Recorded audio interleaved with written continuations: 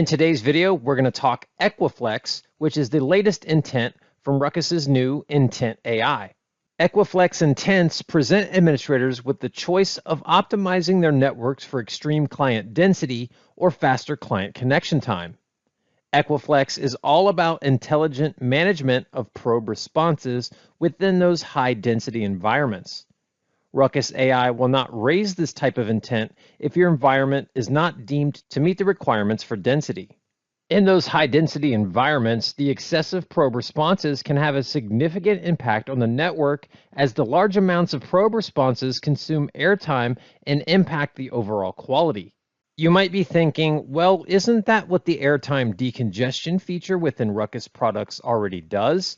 And the answer is yes. However, remember with airtime decongestion, the system is suppressing the probes based on a statically configured received signal strength indicator value, and clients that don't meet that RSSI value will not receive a probe response. This is where EquiFlex is a differentiator, as EquiFlex uses machine learning to dynamically calculate per AP what the RSSI value should be, driving down that unnecessary probe response.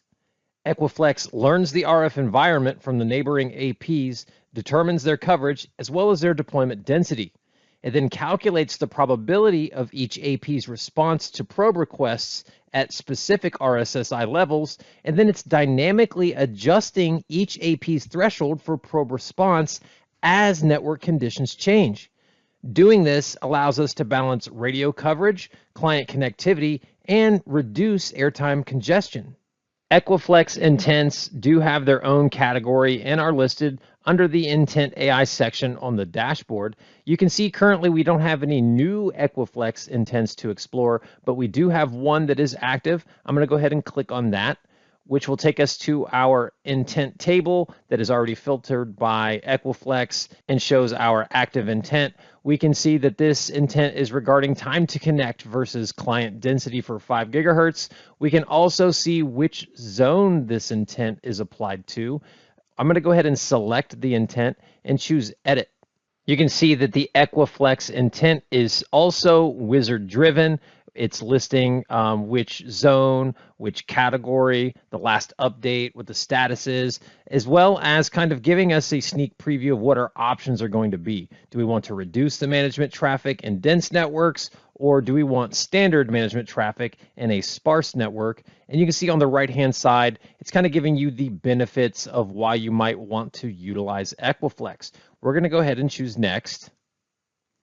And here we have our intent selection. So which one do we want to do? Do we want to reduce management traffic, or do we want that standard management traffic? Now, what's important to realize here is when you're choosing to reduce management traffic, aka utilize EquiFlex, it is going to disable airtime decongestion. So if you had that feature previously enabled, it will be disabled. Otherwise, if you choose to do the standard management traffic and you had airtime decongestion enabled, it is going to leave it. It's going to leave whatever settings you had for traffic management as they are within that zone. What is a little bit different for EquiFlex versus some of the other intents is the way that you can apply this to specific WLANs. So I'm going to go ahead and leave it as enabled, and I'm going to choose Next. And you can see typically this is where we schedule a date and time, and we do have the ability to schedule the time, but also what we have is the ability to limit the WLANs that this EquiFlex would apply to. So if there are WLANs on here that we do not want to impact, we can deselect them here. By default, it is going to be applied to all the WLANs, but from this dropdown, we can change which WLANs that we want to implement EquiFlex on. I'm going to go ahead and cancel out of this. I actually don't want to make any changes. I just wanted to show you what the options when deploying a new EquiFlex intent were. Let's jump in. Rather than edit the intent, let's look at it after it's been active.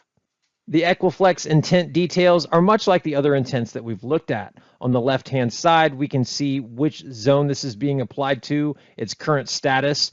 We can see for EquiFlex, we get a network list, and if we hover that, we can see which WLANs we have EquiFlex applied to. We can see the recommendation to enable EquiFlex as well as the current status. We get a benefits list. potential trade-off message, as well as the status trail.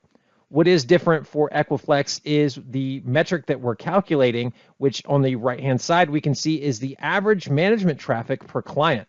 We're listing that as 119 meg currently, and the green pill to the right is a negative value that's representing a reduction of about 21%. So you can imagine in a large, high dense environment with hundreds and hundreds or thousands of clients, if we're able to reduce the management traffic 20%, that's going to be a huge win for the quality of the network.